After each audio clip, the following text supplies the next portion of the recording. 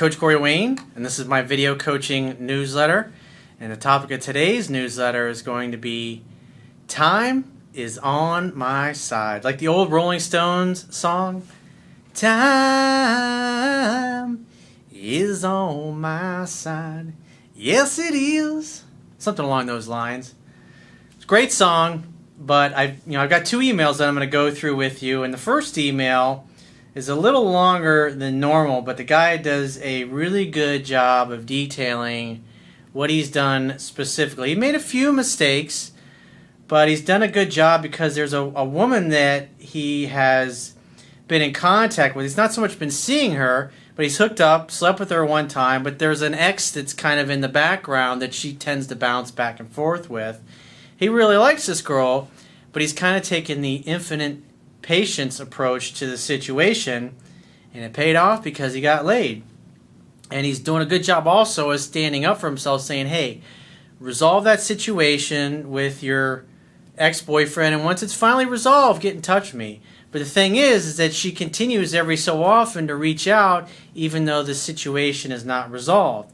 In other words, she's constantly testing his purpose. In other words, testing to see if he's really congruent with his words. And it's essential to be congruent, not to say one thing and then to do another or cave when she takes a different approach, because women are relentless like that. When they sense a chink in your armor, when they sense a little bit of weakness in you, they're going to try 100 different ways to see if they can exploit that weakness.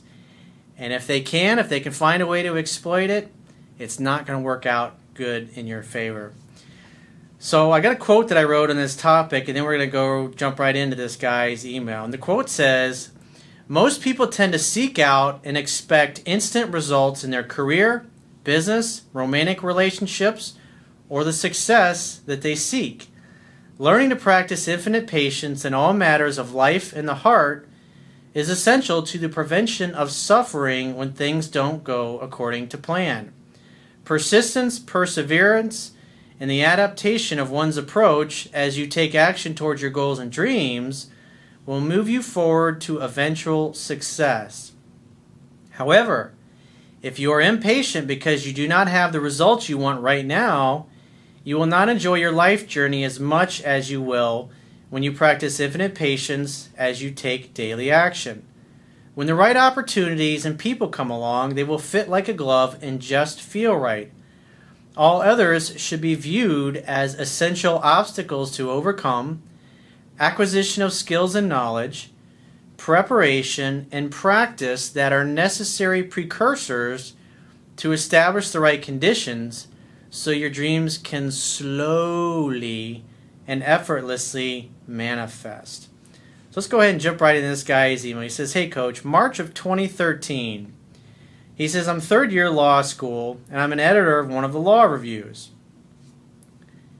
Wasn't our president the editor of his law review or some shit like that? Useless trivia. He says, at an incoming students' night for next fall's first-year law students, I met a gorgeous 22-year-old tall blonde coming to school in the fall. She had a +1, this dope who screamed gay male girlfriend. In other words, this is the other dude that she just can't seem to get rid of. He's kind of like the fucking turd that won't flush. He says, I talked to them both, gave her some great advice, created a rapport, dropped my business card, and said, see you in August. Surprise, surprise, she texted me 3 days later. What a quinky-dink. To test the waters, I started flirting. She flirted back. She invited me out for drinks the following week. She obviously really likes you, dude. But she's got that backup plan, that disposable boyfriend/ex-boyfriend that's always in the background. What this tells me, she's a little insecure about herself. And she just can't cut off a guy that's a loser and really has nothing going for him. That should tell you a lot about her.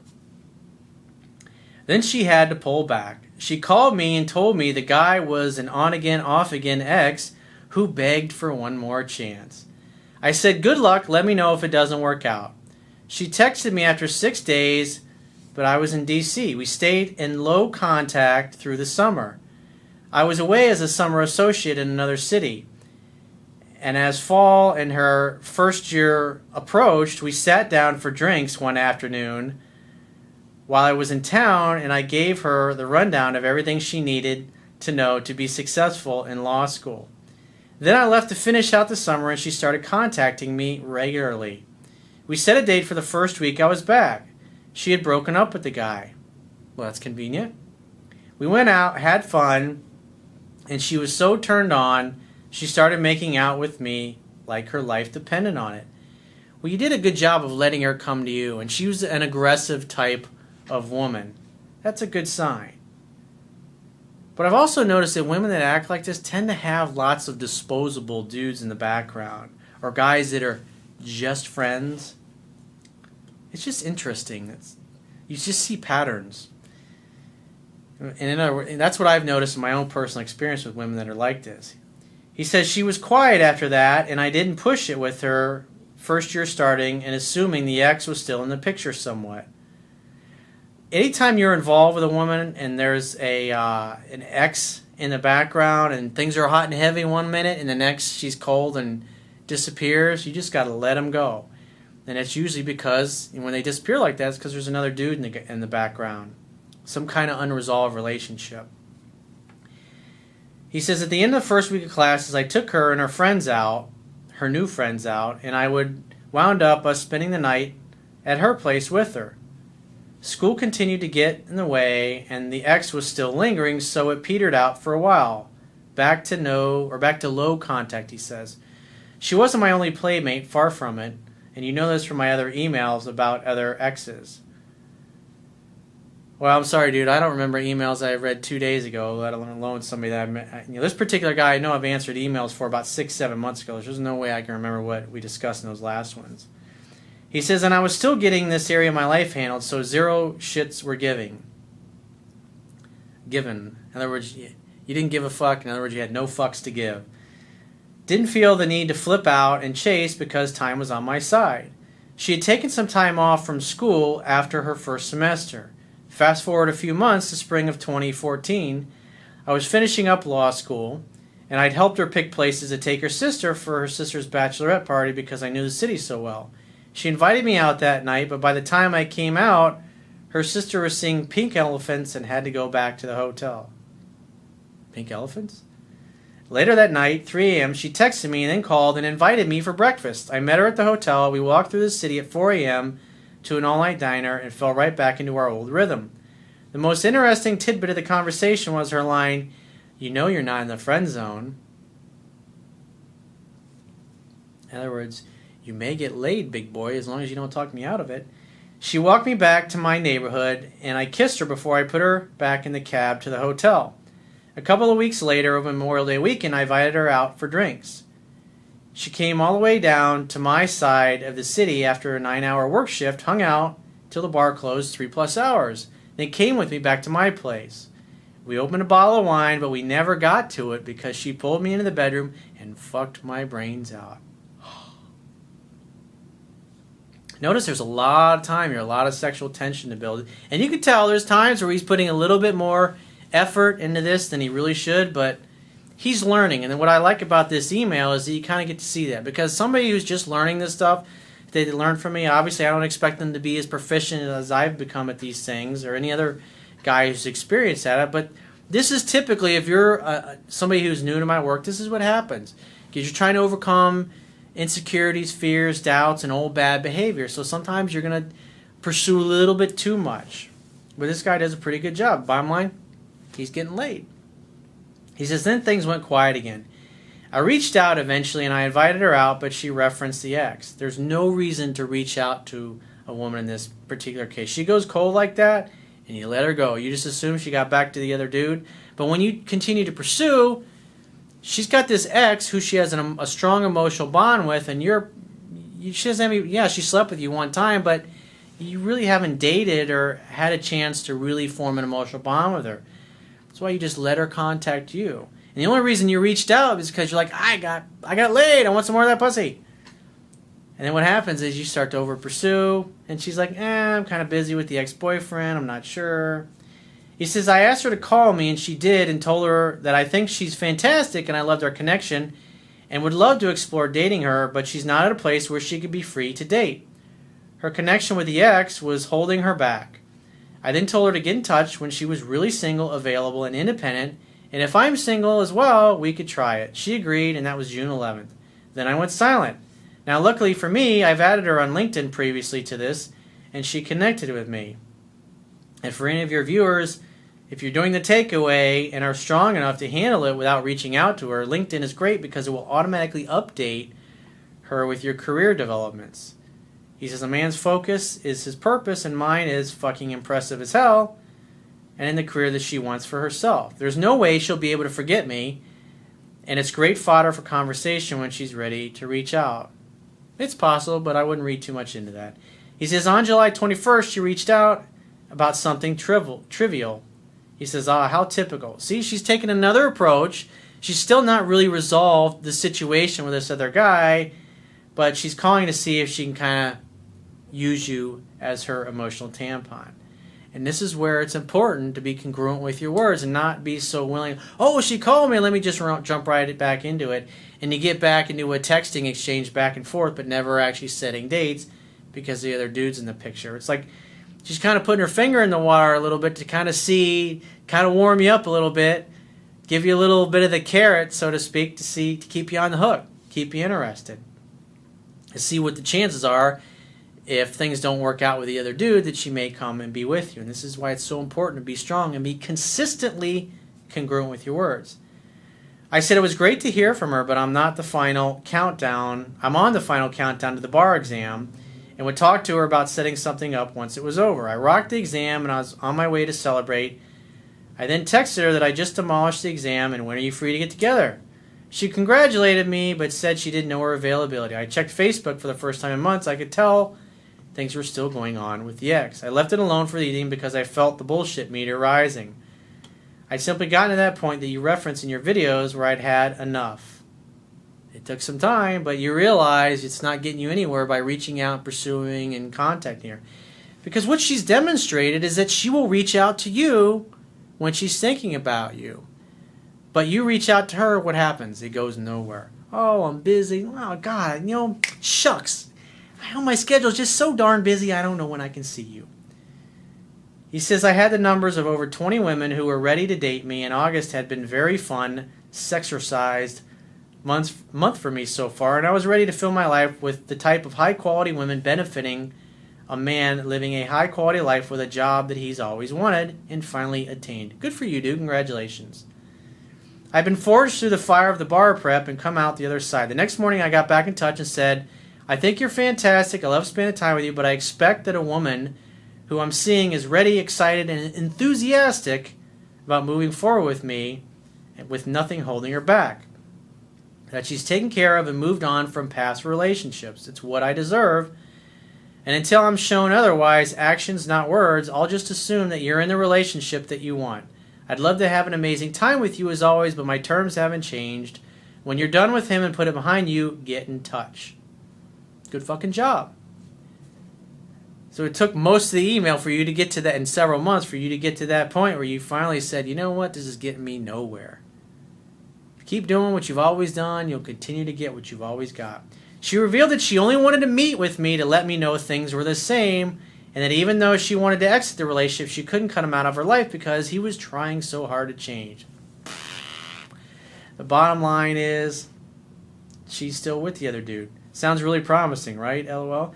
I forgot to mention, this guy is around my age, but entry-level jobs, man-child, video gamer, and until recently living on his little sister's couch. Sounds like a catch, but the difference is he at least acts like a man.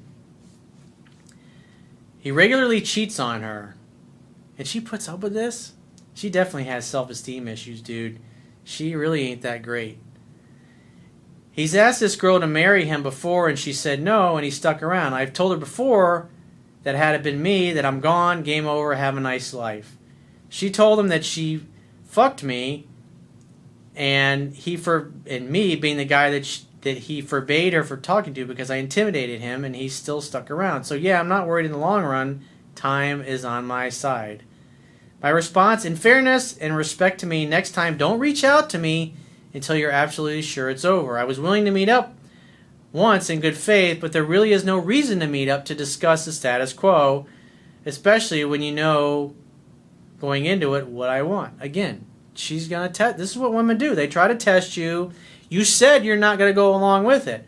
And many times in the past you told her that, but yet you kept going along with it, hoping that that time would be different. But the bottom line is the dude's still in her life. That's why she keeps trying to get you to compromise your principles, because you've shown weakness in the past. He says she ended up telling me how wonderful she thought I was and promised to get in touch when things changed. And that's where we left it on July 31st. I'm practicing on other women, really getting this area of my life handled like clockwork and having lots of fun. I'm adopting the advice in your book to a T, finally, and also noticing, interestingly, that women who have trouble with the approach you suggest are really just showcasing their own insecurities, and I will not compromise myself because they can't handle a man who, for example, won't call and confirm an already definite date. Exactly. When you apply the things that I teach in my book, it's going to bring out the worst in the worst women really fast. That way you can get rid of them before you get too far down the road. And the best ones are the women that really have their shit together are going to respond really great. It's going to really help you weed out the losers.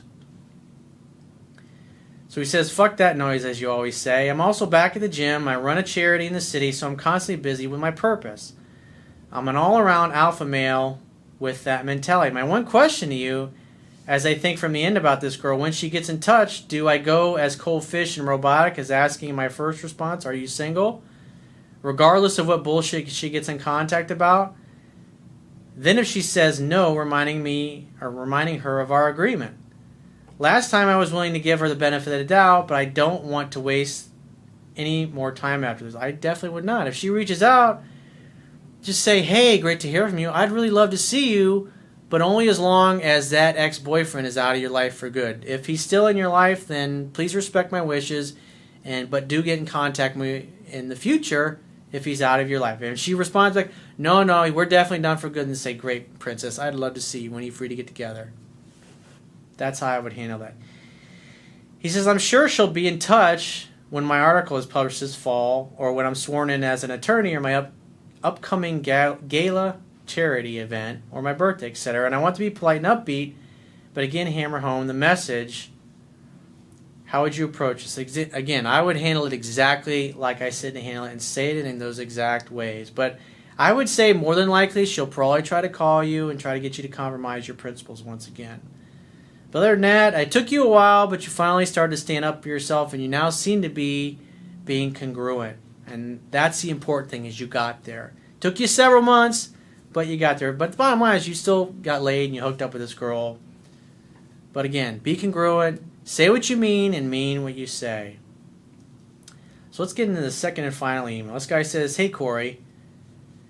Over the last year and a half, I've been learning how to pick up women. I'm no pro, but I can approach women, get numbers, and have good first dates. Over the last couple of months, I've gone out with a lot of different women. I'm looking for that special lady who's a solid 10, and I won't settle for anything less. Good, real men don't. And about a month ago, I found a 10, finally. But what I didn't realize was how bad I was at relationships with quality women. In other words, as soon as I met a woman I really liked, I totally came unglued and forgot everything that you taught me. This is why I say repetition's the mother of skill. You got to practice this shit over and over and over again, because if you're not emotionally centered and congruent with your words and know my book backwards and forwards, you're going to fuck up and blow really great opportunities. He says, I've had girlfriends but never a 10, and I found your book 2 days ago and I'm halfway through it. Okay, so you're new to my work and you really haven't had a chance to learn this. He says, I see all the mistakes that I made now, and God, I wish I had met it before I had your book, before I met her. But everything happens for a reason. Yep. What happened, happened, and it couldn't have happened any other way. That's why you found out about my work, because you realized you fucked up. He says, so my question is, can I go no contact and try again, or is all hope is lost? Well, going no contact means going no contact. It doesn't mean not calling her for a few weeks and then contacting her again, going back into over pursuit mode. The point is, if she unilaterally boots you out of her life, you walk and you never look back. She decided that she didn't want to make an effort anymore. Therefore, she has to decide to be the one to rekindle things, meaning you have to wait to hear from her. He says, this girl really knocked my socks off, and I would love to try again after reading your book. She's 24, solid 10, beautiful, smart, and we had amazing chemistry, and she was super into me the first 3 dates. She was the one who initiated the first kiss and the second date, and she would constantly initiate texts. Around date number 4, I became something I have never experienced, and I have no idea why. And he puts scarcity mindset? Pretty much. The bottom line is this woman completely exposed the major holes and flaws in your dating, pickup, and relationship game. And she basically was like kryptonite to you. She made you completely fall apart. He says, I became this super beta, insecure, needy guy that I had never been before. Maybe because it was the first time in my life I had been with my perfect 10. Pretty much. She exposed your weaknesses. That's the important thing, and that's what led you to my work. I over-texted her. I let her make the plans a lot of the times. In other words, you let her make all the decisions. You gave her all the power. And instead of acting like a man, you acted like another woman, and therefore you turned her off. He says, I became part of her social circle. I was too available and showed too much interest. These are some of the mistakes I noticed from reading your book, and I'm sure there's a lot more. Yep. What threw me off big time was, 1, she was a 10. In other words, you put her on a pedestal and you treat her like a celebrity. You treat all women the same, no matter how hot she is. Because that's what a really beautiful woman wants. She wants to be just treated like any other girl. She doesn't want you kissing her ass and treating her like a celebrity and basically acting like, I'm not worthy to be with you, Your Highness. Nobody likes an ass kisser. Eventually, they appreciate it at first, but after a while, it gets really old really fast. Don't believe me? Look at some of the really hot celebrity women. That there's plenty of YouTube videos on the internet where guys, oh, Brittany, how you look really pretty today. Oh, please pay attention to me. It's like, oh God, you should hear the things that these fucking guys say to these women, and they're just like, oh, let me be the gum in the bottom of your shoe. Oh. And second, she was very conservative. After the second date where we kissed, we were both a little tipsy. She said that was a mistake, and she felt bad because she likes being friends first before kissing. Say, honey, I'm not interested in being just friends. That doesn't work for me. She says it took her 3 months to kiss her ex. So the bottom line is she was really into you. That's why she kissed you, because you were acting like a man. But what happened was you started acting like a woman, and then she started throwing all these, I'm very conservative, I never do this. All BS. So when I tried to kiss her on the third date, she turned her head. She wanted to be friends first. In other words, by their third date, you had already turned her off to the point where that's the excuse. I just want to be friends first. In other words, I want the free meal and the lobster and the steak and the surf and turf and all that shit and the great mimosas and the great Mai Tais and Long Island iced teas and the great mojitos, but I just want to be friends first. I like the free meals. It's better than staying at home looking at the four walls. You wouldn't want a pretty girl like me staying at home all by myself now. Besides, maybe I could date one of your friends or maybe meet some other guy when I'm out with you. She only had one boyfriend her whole life, which she lost her virginity to, but he ended up breaking her heart a year ago. When she didn't want to kiss or wouldn't text me, I would become agitated. I called her out on it twice, and it didn't go well, obviously. All you did was communicate more weakness, more insecurity, and more unworthiness. And the third time around that I did that, she had had enough. She said she really liked me, was attracted to me, felt comfortable around me, loved my company, and that I was the only guy she wanted to see. That's the biggest line of bullshit I've ever heard. Yeah, I like you so much, I can't spend time with you. It's like, come on. But after my beta male move, she told me friends is all she could see me as and that she wasn't ready for a relationship. We weren't in a relationship, and I was already acting like I was in one. I'm so mad at myself for ruining a good thing. This girl was amazing. You think I can salvage anything, or am I too far in the hole to get out? Flip a coin, dude. It could go either way. I just want to make sure something like this doesn't happen again in the future, and I wish I could make this email longer. 500. If you're going to send me an email, 500 words max, or I'm going to send it back to you, dude. But bottom line is there's nothing you can do at this point. You got to walk and never look back. And after maybe a few weeks or a month or so, she may reach out. And if she does, assume she wants to see you. Say, hey, I'd love to see you again. When are you free to get together? Great. You know what? Why don't you grab a bottle of wine, come on over to my place, we'll make dinner together. Invite her on over. She goes, no, let's meet out for a drink. And I was take me out for a nice expensive meal. Just say, you know what? It's been a long week. I'm just in the mood to hang. I'd love to see you, but if you're not down with that, give me a call in 2 to 3 weeks and maybe we can do something a little more formal then. Because being able to do the takeaway like that, she'll either say, okay, what's your address? And she'll come over, or she'll go, okay, I'll call you in 2 to 3 weeks. And when she calls you in 2 to 3 weeks, give her the same fucking response. She ditched you. She blew you off. She put you in friend zone. Therefore, she gets the gift of missing you. She doesn't deserve any more of your time. She doesn't deserve you spending any more money on her. You hung out with her friends and all that shit. It's like you made a lot of mistakes, dude. Again, she comes over to your place, makes dinner with you, or you ain't interested. That's all you can do at this point. And if you'd like to get my help personally, the quickest way is to book a paid phone, Skype, or email coaching session. You can choose any of those options by going to my website, clicking the products tab at the top of your screen, and just follow the instructions. And I will talk to you soon.